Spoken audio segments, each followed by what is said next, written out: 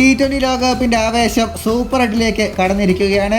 ഇന്ത്യക്ക് super 8ൽ Afghanistan, Bangladesh, Australia എന്നിവരാണ് എതിരാളികൾ. ആദ്യ മത്സരത്തിൽ അഫ്ഗാനിസ്ഥാനെതിരെ ടീം ഇന്ത്യ നാളെ ഇറങ്ങുകയാണ്. മത്സരത്തിന് മുൻപ് ഇന്ത്യൻ താരങ്ങളെല്ലാം പരിശീലന മത്സരത്തിൽ പങ്കെടുത്തിരുന്നു.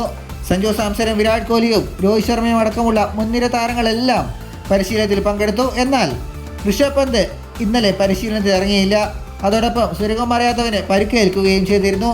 പ്രാക്ടീസ് മാച്ചിൽ വെടിക്കെട്ട് പ്രകടനമാണ് സഞ്ജുവും കോഹ്ലിയും അടക്കമുള്ളവർ കാഴ്ചവെച്ചത്. സ്പിന്നിനെതിരെയും പേസ് ബോളർമാർക്കെതിരെയും കൃത്യമായ രീതിയിൽ ബാറ്റ് ചെയ്യാൻ സഞ്ജുവിന് കഴിഞ്ഞിട്ടുണ്ട്. നാളത്തെ മത്സരത്തിൽ സൂര്യയോ ഋഷഭ് പന്തോ പുറത്തിരുന്നാൽ പോലും സഞ്ജു പ്ലേ 11 അവസരം ലഭിച്ചേക്കും.